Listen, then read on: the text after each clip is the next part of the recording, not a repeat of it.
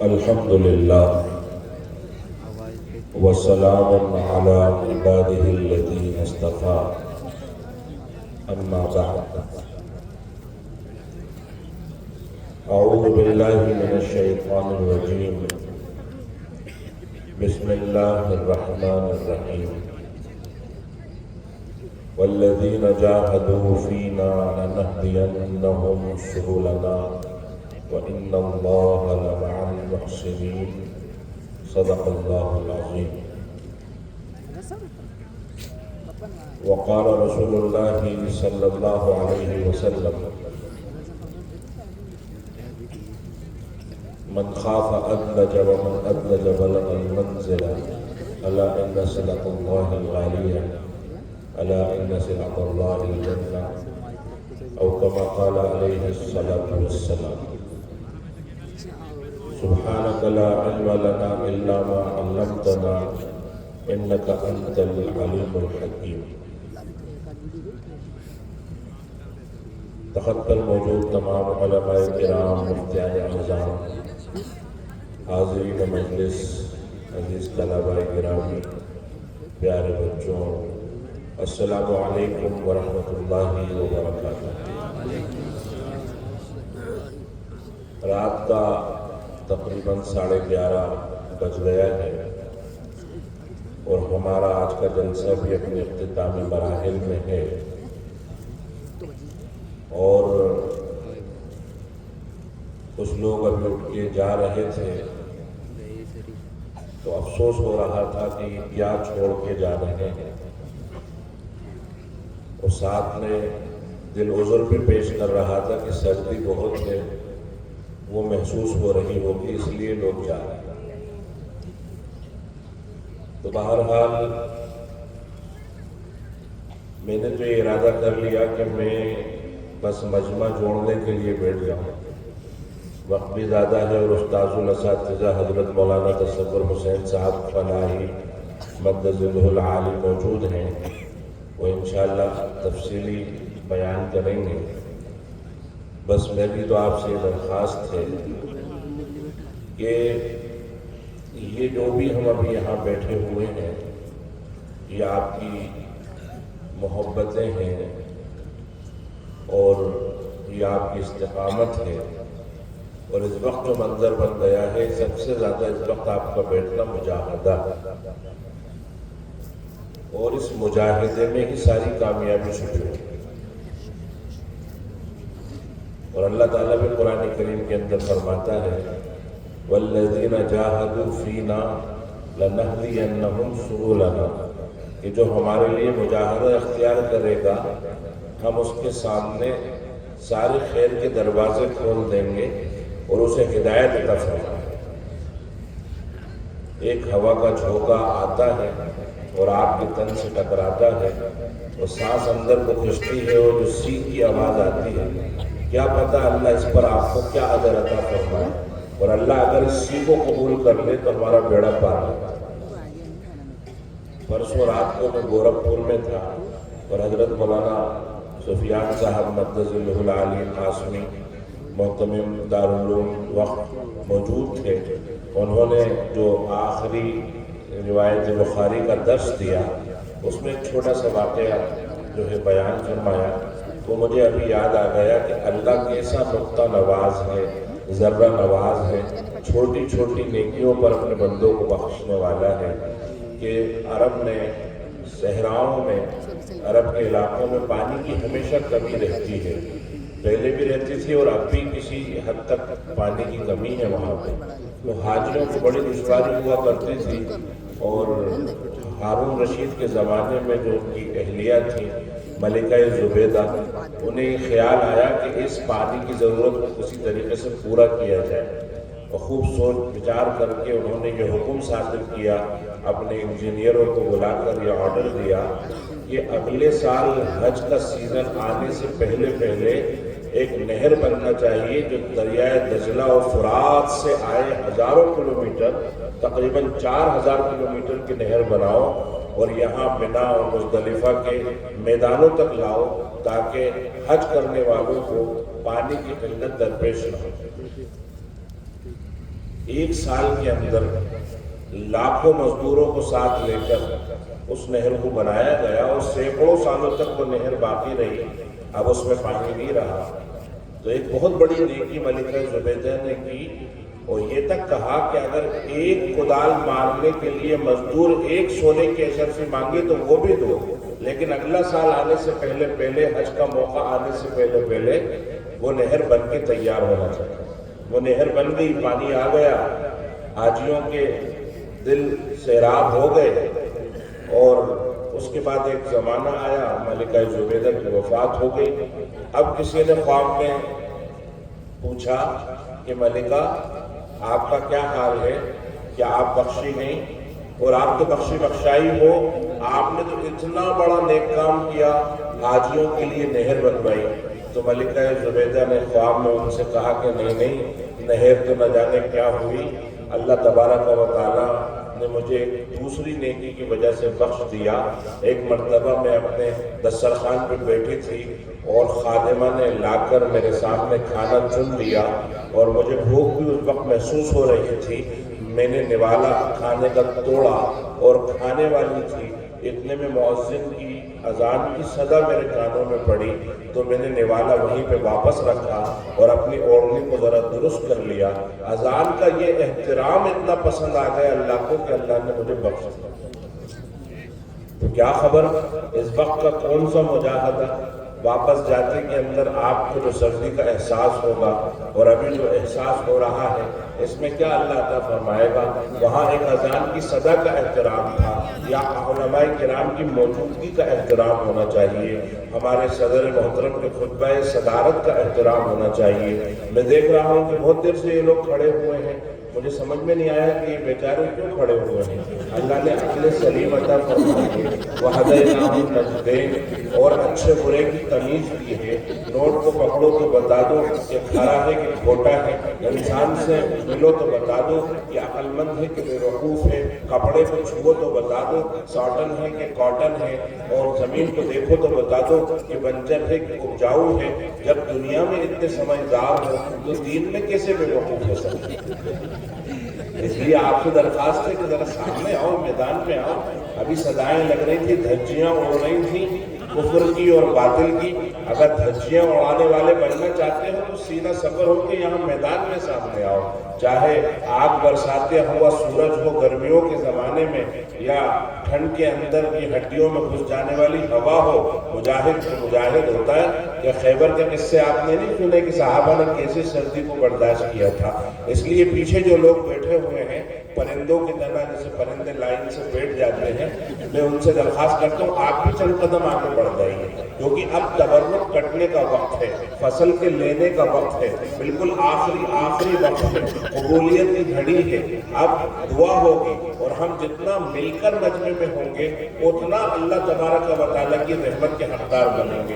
کوئی قدم آپ کا ضائع نہیں جائے گا۔ یہ ہمارے تبلیغ والے گشت کے اندر جو قدم اٹھانے کی فضیلت بیان کرتے ہیں، اللہ کے راستے میں پھرنے میں جو قدم اٹھتے ہیں ان کی جو فضیلتیں بیان کرتے ہیں، خدا کی قسم فضیلتیں یہاں بھی موجود ہیں۔ وہ کوئی تبلیغ والوں کے ساتھ خاص نہیں ہے، وہ گشت اور ملاقاتوں کے ساتھ خاص نہیں ہے۔ اس جلسے کی طرف بھی آپ آ کر بڑھو گے، ہر قدم پر نیکیوں کی بوچھار ہوگی، رحمتوں کی برسات ہوگی، ہر قدم پر درجات معاف ہوں گے، ہر قدم پر گناہ معاف ہوں گے، درجات بلند ہوں گے۔ آ جاؤ بھائی آ جاؤ، اس لائٹ کے اندر کوئی گرمی نہیں ہے، یہ ٹھنڈی لائٹ ہے، اس سے آپ کو کوئی گرمی نہیں ملے گی۔ اس لائٹ کو چھوڑ کے آگے آ جاؤ۔ میں آپ سے درخواست کر رہا ہوں 10 سب آ جاؤ، مسکراؤ مت۔ ہماری لڑکی کا ہے یہ کہ اگر اس نے صرف مسکرا دیا تو اس کی رضا مانی جائے گی، مردوں کے لیے تو ظاہر کرنا پڑے گا۔ اگر ہے تو آ جاؤ، آ جاؤ آ جاؤ، ماشاءاللہ دیکھو کتنے پیارے لوگ ہیں۔ کھیت کے پاس بیٹھو گے تو وہاں کی ٹھنڈ، ابھی پانی بھی برسا تھا اور خوب تر ہے ابھی کھیت، الحمدللہ اللہ اس میں برکت عطا فرمائے، اس کی سردی آپ کو لگے گی۔ بالکل مجمع میں بیچ میں آ جاؤ۔ بیچ میں برکت اترتی ہے. یہ تو مجھے نہیں معلوم کہ بھیڑ میں اترتی ہے کہ نہیں اترتی، لیکن پلیٹ میں تو بیچ میں برکت اترتی ہے. تو اس لیے ہم اسی پہ قیاس کرنے آ جاؤ، تھوڑا سا اور آگے آ جاؤ، سب آ جاؤ. میں کہہ رہا ہوں یہ مسجد والے مسجد سے بہت محبت ہے، لیکن جب نکلنے کا حکم ہو تو نکل جاؤ، آ جاؤ. تم بھی آگے آ جاؤ، کرسیوں پہ جو لوگ بیٹھے ہوئے، اللہ آپ کو جزائے خیر نصیب فرمائے. آ جاؤ، بالکل ہمیں اپنا رخ صحیح کرنا ہے. رخ صحیح ہوگا تو نماز ہوگی، وہ سلام پھیرنے تک نماز پڑھیں گے تو نماز ہوگی. وہ سلام پھیرے بغیر اٹھ کے چلے گئے تو نماز ہوگی. حالانکہ فائدہ تو ہوگا، یہ جلسہ ہے، نماز نہیں ہے، لیکن پھر بھی اختتام تک ہمیں پہنچنا ہے. انما الاعمال بالنیات، عمل کا دار و مدار نیت پر بھی ہے. وہ انما الاعمال بالخواتیم، اور اعمال کا دار و مدار خاتمے پر بھی ہے. شروعات بھی اچھی ہو اور اس کا جو خاتمہ ہے، جو اس کا تکملہ ہے، وہ بھی اچھا ہونا چاہیے. تو تکملہ کب اچھا ہوگا؟ جب یہاں سے دعا ہوگی، اس پر آپ آمین کہو گے اور نورانی تبرک لے کر آپ یہاں سے جاؤ گے. تو ماشاءاللہ یہ جو قربانی ہے، یہ انشاءاللہ قربانی ہمارے کام آئے گی، کیونکہ سب سے بڑی قربانی تو ہمارے آقا محمد مصطفیٰ احمد مجتبیٰ صلی اللہ علیہ وسلم کی قربانی ہے. یہ دنیا کسی اعتبار سے اس لائق نہیں تھی کہ اس میں اللہ کا پیارا نبی آتا. گندی دنیا میں اچھا نبی، ظالم دنیا میں معصوم نبی، ناپاک دنیا میں پاک نبی. وہ دنیا جس کے نظام کو اللہ نے قرآن میں فرمایا کہ کبیت العنکبوت، مکڑی کا جالا ہے، اور اللہ کی مخلوق کے رہنے کے جتنے ٹھکانے، گھر گھروندے، آشیانے، بل اور سوراخ ہوتے ہیں، ان میں سب سے کمزور گھر مکڑی کا جالا ہوتا ہے. لو تساوی هذه الدنيا عند الله جناح بعوضہ ما سقى منها کافرا. اگر اللہ کی نظر میں اس دنیا کی قیمت ایک مچھر کے پر کے برابر بھی ہوتی، اللہ اپنے نافرمان کو ایک گھونٹ پانی بھی نہ پلاتا. تو وہ دنیا جو مرے ہوئے، سڑے ہوئے، مردار، بدبودار بکری کے بچے سے زیادہ نجس اور ناپاک ہے، مچھر کے پر سے زیادہ بے وقت اور بے قیمت ہے، مکڑی کے جالے سے زیادہ ناتوا اور کمزور ہے. دل پہ ہاتھ رکھ کے کہو کہ کسی بھی اعتبار سے اس لائق تھی، اس قابل تھی کہ اس میں محمد مصطفیٰ تشریف لائے. گلی میں کیچڑ ہو، ماں بچے کو ایسے کھینچ لیتی ہے، اور کوئی کسی جگہ میں فساد ہو، آپ بڑی لجاجت سے پیر پکڑ کے دوستوں کو روک لیتے ہیں کہ وہاں مت جاؤ، وہاں فساد ہے. اور فساد کی جگہ میں اللہ نے اپنے نبی کو بھیجا، اور دو دن کے لیے نہیں، اور تبلیغ والوں کی طرح چلے 4 مہینے کے لیے نہیں، کسی ایک جلسے کے لیے اور قرآن کے اجرا کے لیے نہیں. آپ اپنے نبی کو بھیجا پورے 63 سال کے لیے. حالانکہ نبوت کا ظہور ہو رہا تھا 40 سال میں. جس طریقے سے اللہ عیسیٰ علیہ السلام کو اتارے گا آسمان سے، محمد مصطفیٰ کو بھی 40 سال کی عمر میں اتار سکتا تھا کہ کام ابھی شروع ہوگا، اب جاؤ. نہیں، تمہیں وہاں پہ رہنا پڑے گا. بچپن بھی وہی، لڑکپن بھی وہی، نوجوانی بھی وہی، جوانی بھی وہی، بڑھاپا بھی وہی ہنسنا، وہی رونا، وہی خوشی، وہی غم. وہی وہ دن جس دن تمہارے بیٹے کا جنازہ اٹھا، وہی وہ دن گویا کہ جس دن تمہاری بیٹیوں کی ڈولیاں اٹھی. ساری زندگی نبی کی یہاں پر اس لیے گزری کہ ہم نبی کی سیرت کا مطالعہ کریں، نبی کی سیرت کو اپنی آنکھوں سے دیکھیں. سیرت کا ہر صفحہ، صفحے کا ہر پیرا، پیرے کی ہر سطر، ہر سطر کا ہر جملہ اور ہر لفظ، اور ہر لفظ کا ہر حرف، یہاں تک کہ بین السطور کے مفہوم کو بھی سمجھیں، مزاج شریعت کو سمجھیں، اور ان ضروری اصولوں کا امپلینٹ اور نفاذ اپنی زندگی میں کر لیں. ہمیشہ کے لیے کامیاب ہو جائیں گے. قل ان کنتم تحبون اللہ. نبی جی آپ ان سے کہہ دیجئے کہ اگر تمہیں اللہ سے محبت ہے فاتبعونی، محمد مصطفیٰ کی چال چلو، یحببکم اللہ، اللہ تم سے محبت کرے گا. اور محبت بھی کون سی کرے گا؟ محبت کی تو بہت ساری قسمیں ہوتی ہیں. بھائی کو بھائی سے ہے، بہنوں کو آپس میں ہے، میاں بیوی کو ہے، دوستوں کو ہے، کلاس میٹس کو ہے، کولیگز کو ہے. لیکن ایک محبت وہ ہوتی ہے جو ہمیں اپنے گھر کے سب سے چھوٹے بچے سے ہوتی ہے، جسے ہم بھوپال میں کھرچن کہتے ہیں، ایکسیڈنٹل. کہ بھئی آخر میں ایک بچہ جب بڑھاپے کی دہلیز پہ بڑے میاں نے قدم رکھ دیا، اللہ نے ایک بچہ برکت کے طور پہ اوڑھ دیا. پٹیل صاحب جوانی میں تو بچوں کو گود میں اٹھاتے نہیں تھے، لیکن بڑھاپے میں اس کو لے کر دکان پہ جا کے پارلے جی دلا رہے ہیں. لوگ پوچھ رہے ہیں کس کا موڑا ہے؟ پوتا نہیں، میرا بیٹا ہے. تو وہ چھوٹا سا بچہ باپ کی محبت میں ذرا بگڑا ہوتا ہے، صبح سے شام تک شرارتیں کرتا ہے، عجیب عجیب کارنامے ہوتے ہیں، عجیب عجیب کارستانیاں ہوتی ہیں، کسی کی سائیکل پنچر کر دی، کسی کی کھڑکی کا کانچ توڑ دیا، کسی کے سر پہ کٹا اٹھا کے مارا، صبح سے شام تک بھائی بہنیں اس کو دھمکی دیتی ہے کہ ابا آئیں گے تو تیری شکایت ہوگی، ماں بھی کہتی ہے کہ تیرا باپ آئے گا نا تیری ٹانگیں چھٹواؤں گی، اور شام کو جب باپ آ جاتا ہے شکایتوں کا پورا پٹارا کھول دیا جاتا ہے، اور باپ بھی کیا کرے دکھانے کے لیے کہتا ہے لاؤ اسے بلاؤ، یہاں پہ سامنے کھڑا کرتا ہے، وہ کہتا ہے لکڑی لے کر آؤ، لکڑی بھی آ گئی، باپ کہتا ہے ہاتھ پھیلا، وہ سوری دنیا کی معصومیت کو اپنے چہرے میں سمیٹ کر ہاتھ بھی پھیلا دیتا ہے، اور باپ غصے کا چہرہ بنا کے مارنے والا ہوتا ہے، اتنے میں ایک محبت انگڑائی لیتی ہے دل میں اور ہاتھ پکڑ لیتی ہے، باپ مزید غصے کے لہجے میں کہتا ہے دیکھ کل سے ایسا مت کرنا ورنہ تیری خیر نہیں، وہ کل کبھی نہیں آتا۔ محبت مارنے والے اللہ مجبور نہیں ہوتا، لیکن آداب محبت کا لحاظ کرتا ہے کہ محمد سے وفا تو نے تو ہم تیرے ہیں، یہ جہاں کیا چیز ہے لوح و قلم تیرے۔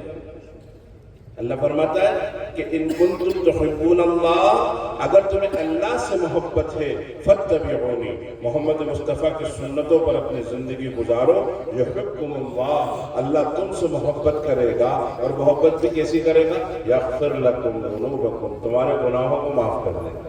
محبت والی کرے گا جس نے گناہ معاف کر دیے، اصول بدل دیے، ساری کچہری ہماری، ساری عدالت ہماری، سارا نظام ہمارا، ہم سے کون پوچھے، ہمیں کون ٹوکے، ہم جو کہیں کریں گے وہ کریں گے، وہ ہوگا جو اللہ کرے گا۔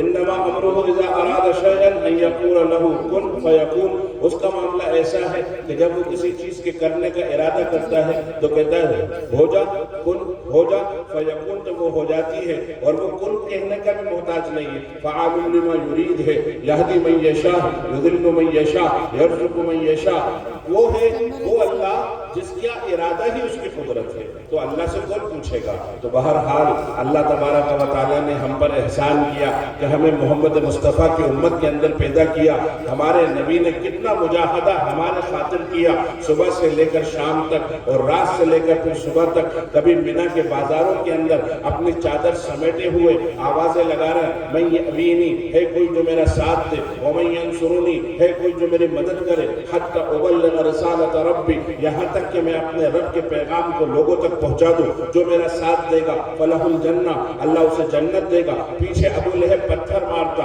اور یہ کہتا اس کی بات نہ ماننا، یہ میرا بھتیجا ہے، یہ پاگل ہے، یہ دیوانہ ہے، یہ جادوگر ہے، یہ شاعر ہے، یہ یوں ہے، یہ یوں ہے، لوگوں میں آپ کی ہستی مشہور ہو چکی تھی، یہاں تک کہ وہ آپ کا باقاعدہ انتظار کرتے تھے کہ اس سال میں قریشی نوجوان نہیں آیا، پھر کہتے حاضر قریشی قاتل، دیکھو دیکھو وہ آ گیا، جب آپ قریب آ جاتے تو وہ آپ سے کہتے متا یہ تیأسوا منا، تم ہم سے کب تھکو گے؟ 1 سال 2 سال 3 سال کئی سالوں سے آ رہے ہو، اور کئی سالوں سے اپنے دروازے سے ہم تمہیں ہٹا رہے ہیں لیکن تم ہٹتے نہیں ہو۔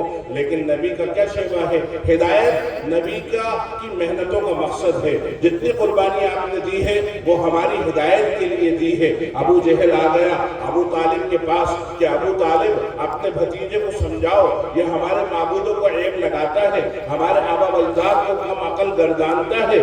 ابو طالب روزانہ کی اس بات چیز سے پریشان رہتے ہی تھے، کہنے لگے اچھا میں ان کو بلا دیتا ہوں، ابو جہل تم ان سے خود بات کر لو۔ اب جب آقا صلی اللہ علیہ وسلم تشریف لائے، ابو جہل آگے بڑھا اور آگے کہتا ہے مجھے کوئی بات نہیں کرنا، تم تو مجھے یہ بتاؤ کہ یہ سارا کام کر کے تم چاہتے کیا ہو؟ اس زمانے میں بھی کوئی دین کی محنت لے کر کھڑا ہو، کوئی چھوٹا سا مکتب کھول کے بیٹھ جائے، کوئی مدرسے کی کوئی بنیاد رکھ دے، مسجد کی تعمیر کی فکر کرنے لگے، بہت سارے بد باطل لوگ ایسے کہتے ہیں کہ ان کا کوئی دوسرا مقصد ہے، فوراً قوم شک کرنا شروع کر دیتے ہیں کیا مطلب تمہارے لیے سارا کام ہو رہا اور تمہیں تیر برساؤ، تمہیں پتھر پر، میں آپ کا نہیں کہہ رہا، جو عام تجربہ ہے معاشرے کا، جیسے رمضان آ جاتے ہیں تو بہت سارے نام نہاد مقرر بیٹھ جاتے ہیں اور چندے کی برائیاں کرنے لگتے ہیں۔ ابھی آپ نے سنا کہ اللہ کے نبی نے خود چندہ کیا تھا، اور اس چندے سے تو پورے ہندوستان کا نظام چل رہا ہے، اگر 20 کلومیٹر جاؤ گے تو تمہیں 35-40 روپے کی پرچی کٹوانا پڑے گی، ورنہ آگے نہیں بڑھ سکتے۔ سیاسی پارٹیاں لاکھوں روپے کے چندے کر رہی ہیں، چندے سے تو نظام چل رہا ہے، نیا بجٹ آ گیا، ٹیکس لیا جا رہا ہے 35%، 28%، اس उसकी तरफ निगाह नहीं जा रही। मौलवी साहब आके 10-20-100 रुपए की रसीद कटवाते तो उसको बड़ी टेढ़ी टेढ़ी निगाहों से देखा जाता है। हर जगह ऐसा नहीं होता। सर खेड़ा वाले खूब दीन के कामों में मदद करने वाले हैं और देही इलाके शहरी इलाकों से अच्छी हालत में हैं। अल्लाह इनकी नियतों में बरकत अता फरमाए। तो मेरे आका सल्लल्लाहु अलैहि वसल्लम जब अबू जहल के पास पहुंचे, वो कहता बात कुछ नहीं करना, मुझे तो तुम बताओ कि तुम चाहते क्या हो। क्या तुम ये चाहते हो कि तुम यतीम की हैसियत से दुनिया में आए हो, अब तुम्हें सरदार बनना है? ओहो सरदार नहीं, हम तो अरब के कबीलों का इत्तेहाद करेंगे और सारे कबीलों को तुम्हें बादशाह बना देंगे। और अगर तुम्हें किसी औरत से शादी करना है तो अरब की 10 खूबसूरत औरतों से तुम्हारा निकाह कर देंगे। और अगर तुम्हें पैसा चाहिए, सारे अरब से सोना चांदी इकट्ठा करके सोने चांदी का ढेर तुम्हारे कदमों में लगा देंगे। लेकिन जो काम कर रहे हो उसे छोड़ो। अल्लाह के नबी की आंखें डबडबा गई और आपकी पलकों में शबनम चमकने लगी और आप वहां से लहजे में कहने लगे कि अगर मेरे एक हाथ में सूरज रख दो, दूसरे हाथ में चांद रख दो, यानी इतना नामुमकिन काम भी तुम मेरे लिए कर लो। सारी दुनिया का सोना मेरे सीधे हाथ में रखो, सारी दुनिया की चांदी मेरे बाएं हाथ के अंदर रखो, तो भी मैं इस काम को छोड़ने वाला नहीं हूँ।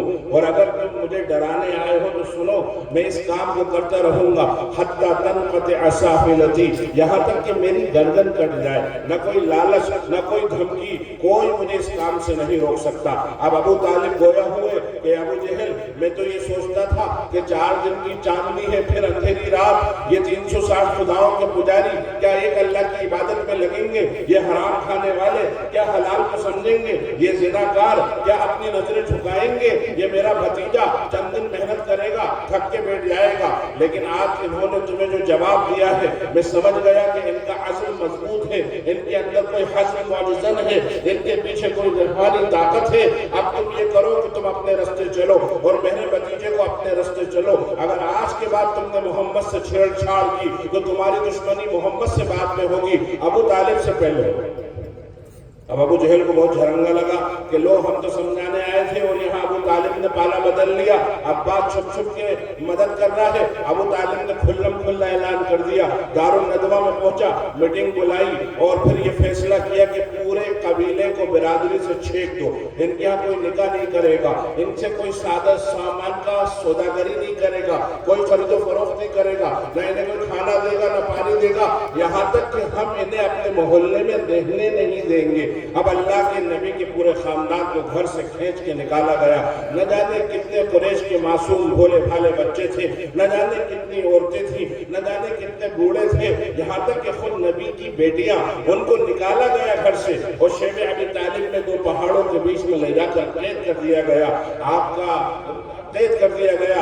आपका ये जलसा तो 3 घंटे का होगा, ज्यादा से ज्यादा 6 घंटे का होगा। नबी का वो मुजाहदा पूरे खानदान के साथ पूरे 3 साल का था। हमारे घर में बेटी 17 साल की हो, हम उसका कितना लिहाज करते हैं, दवा और ग़िज़ा का ख्याल करते हैं, भाइयों को डांटते हैं कि बहनों का ख्याल करो, अभी देर से आए हो तो खुद खाना निकाल लो, कोई वो तुम्हारी नौकर नहीं है। प्यारे प्यारे नामों से हम अपनी बेटियों को पुकारते हैं। कोई पूछे अरे साहब बाल सफेद हो रहे, हाँ साहब बेटी 17 साल की हो गई, अब जो है फिक्र लग गई, बाल सफेद होने लगे। मुसलमानों के घरों में बेटियों की न सिर्फ इज्जत होती है बल्कि उन पर तवज्जो दी जाती है, उन्हें तालीम और तरबियत दी जाती है, क्योंकि हमने कुरान पढ़ा है, हमने नबी का फरमान पढ़ा है, औरत को क्या मकाम इस्लाम ने दिया है। तो हमारे घर में बेटी 17 साल की हो, हम उससे मोहब्बत करें, उसका लिहाज करें, उसका ख्याल करें। और नबी की बेटी ज़ैनब रज़ी अल्लाह अन्हा जब 17 साल की है, उम्मे कुलसूम और रुक़ैया रज़ी अल्लाह अन्हुमा बितरतीब 14 और 12 साल की है, और जन्नती औरतों की सरदार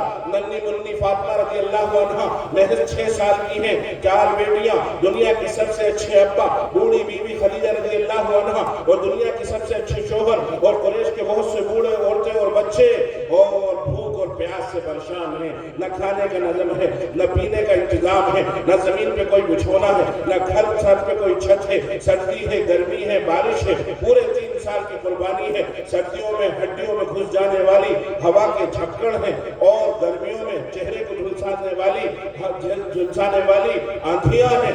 ऐसे में नबी के खानदान ने पूरे 3 साल इस मुसीबत में गुजारे। 3 साल बाद इस मुसीबत से निकलना नसीब हुआ।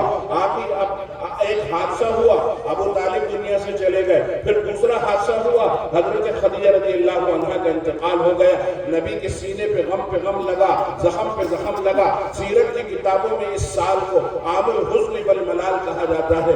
اس وقت تک اللہ کے نبی کا کوئی دوسرا نکاح بھی نہیں تھا، آپ ہی ابا ہیں 4 بیٹیوں کے اور آپ ہی اماں ہیں، ایسے میں اپنے 4 بیٹیوں کو چھوڑا اور طائف کی سفر طرف رخت سفر باندھا کہ اب میں یہ لوگ میری بات نہیں مانتے، میں طائف والوں کے سامنے جا کر بات کرتا ہوں۔ اور جب آپ 100 کلومیٹر پیدل سفر کر کے طائف پہنچے ہیں، وہاں کیا جواب ملا ہے وہ سب آپ بار بار تعلیم کے حلقوں میں سنتے رہتے ہیں، یہاں تک کہ آپ کے چہرے تک کا مذاق اڑایا گیا۔ وہ چہرہ جسے دیکھنے والے نے دیکھا تو کہا احسن منک لم تر قط عینی واجمل منک لم تلد النساء خلقت مبرئا من كل عیب کانک قد خلقت کما تشاء۔ آپ سے زیادہ حسین چہرے والا میری آنکھوں نے کوئی دیکھا نہیں، آپ سے زیادہ پیارا دنیا کی ماؤں میں سے کسی ماں کا بچہ ہوا نہیں، آپ تو ایسے عیبوں سے پاک ہو کر پیدا ہوئے ہیں گویا کہ اللہ نے آپ کو آپ سے پوچھ کر پیدا کیا ہو کہ میرے محبوب بتاؤ تو تمہیں کیسا بناؤں، آنکھوں میں کتنا سرما لگاؤں اور تمہاری زلفوں کو کتنا گھماؤں، جیسا آپ نے کہا ویسا اللہ نے بنا ڈالا۔ جابر ابن عبداللہ اپنے گھر سے چہل قدمی کو نکلے، سامنے 14ویں رات کا چاند اپنی آب و تاب کے ساتھ چمکتا دمکتا نظر آیا، کہنے لگے سبحان اللہ ما احسن المنظر، کیسا خوبصورت منظر ہے۔ کہتے اسی گھاٹی سے اللہ کے نبی تشریف لے آئے، آپ کے چہرے انور پہ جب میری نگاہ پڑی چاند سے چھٹکی نبی کے چہرے پہ اٹکی، میں کبھی چاند کو دیکھوں کبھی نبی کے چہرے انور کو دیکھوں، کبھی چاند کبھی چہرہ کبھی چاند کبھی چہرہ، آخر میں ٹھنڈی آہ بھری، دل تھاما اور کہا اے جابر کیا دیکھتا ہے، اللہ کے نبی کا چہرہ چاند سے بھی زیادہ حسین اور خوبصورت ہے۔ کل 14ویں کی رات کی شب بھر رہا چرچا تیرا، کسی نے کہا یہ چاند ہے، کسی نے کہا چہرہ تیرا۔ حضرت عائشہ رضی اللہ عنہ فرماتی ہے یوسف کو دیکھنے والی حسن پرست عورتوں نے جب یوسف کو دیکھا اپنی انگلیاں کاٹی تھی، اگر وہ میرے سرتاج محمد مصطفیٰ کو دیکھ لیتی خدا کی قسم اپنے دل کاٹ لیتی۔ اس چہرے کا مذاق ہو رہا ہے، اس جسم پر پتھر برس رہے ہیں، اور وہ احد کے میدان میں ابن تیمیہ نے حربہ پھینک کے مارا، گڑھا سے گھومتا ہوا آیا، اللہ کے نبی کے چہرے پہ یہاں پہ لگا، زنجیر کی کڑیاں آپ کے رخساروں میں دھس گئی، ہڈیوں میں اتر گئی، اتنا اتر گئی کہ نکالنے والے نے دانت سے جب ان کڑیوں کو نکالا اس کے دانت ٹوٹ گئے۔ ابن شہاب نے پتھر مارا، اللہ کے نبی کے سر پہ آگے لگا، خون بہا، آپ پیچھے ہٹے تو گر گئے، بے ہوش ہو گئے، افواہ اڑ گئی ان محمد قد قتل، کہ محمد مصطفیٰ صلی اللہ علیہ وسلم شہید ہو گئے۔ صحابہ گھٹنوں کے بل زمین پہ گر گئے، بہادر صحابہ کے ہاتھوں تک سے تلواریں چھڑ گئی، کفار ناچنے لگے، ڈھول بجانے لگے، ہم نے وہ کر دیا جو کرنے آئے تھے، نعوذ باللہ ہم نے محمد کو قتل کر دیا۔ یہ خبر اڑتے اڑتے پہاڑ پر خیمے میں حضرت فاطمہ رضی اللہ عنہا کے کانوں میں پڑی، وہ خیمے میں سے نکلی، پہاڑ پہ سے اتری، بھیڑ کو چیرتی ہوئی اور تلواروں اور نیزوں کے سائے سے ہوتی ہوئی اپنے ابا کو جا کر دیکھا، پتہ چلا خبر جھوٹی ہے، ہاں اللہ کے نبی بے ہوش ہیں، حضرت علی کی گود میں آپ کا سر ہے، مجھ کو عمر سے زیادہ پاکیزہ لہو بہہ رہا ہے، نہ کوئی پٹی تھی کہ باندھ دیتی، نہ کوئی مرہم تھا کہ لگا دیتی، تو تھوڑی چٹائی کا ٹکڑا مل گیا کہیں سے، اس کو جلایا اور اس کی راہ اپنے ابا کے زخموں پہ لگائی۔ تھوڑی دیر کے بعد اللہ کے نبی کو ہوش آ رہا ہے، پلکیں کانپ رہی ہیں، ہونٹ تھرا رہے ہیں، لوگ چیخ رہے ہیں ادعا علیہ یا رسول اللہ، اے اللہ کے نبی بددعا فرما دیجئے۔ ایسی کمزوری کے وقت میں، ایسی بیچاری کے وقت میں 70 صحابہ کی لاشیں تڑپ رہی ہیں، داماد کے آنسو چہرے اندر پہ گر رہے ہیں، بیٹی بلک رہی ہے، زبان سے نکلا تو کیا نکلا؟ اللہم اہد قومی فإنہم لا یعلمون، اے اللہ میری قوم کو ہدایت دے دے، وہ نادان ہے، وہ ناسمجھ ہے۔ نبی کا مجاہدہ بہت زیادہ ہے، نبی کا مجاہدہ بہت بڑا ہے، ہم کیا اس کی برابری کریں گے؟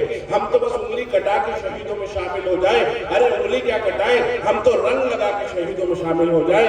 اب جو ہے اب خطبہ صدارت کا وقت آ گیا ہے، انشاءاللہ ہم صدر محترم سے ان کا بیان سنیں گے اور جو وہ کہیں گے اس پر ہم عمل کریں گے اور دعا کے آخر تک دعا کے بعد ان پر انشاءاللہ جائیں گے۔ اللہ تعالیٰ مجھ کو اور ہم سب کو عمل کی توفیق عطا فرمائے۔ وآخر دعوانا ان الحمدللہ رب العالمین۔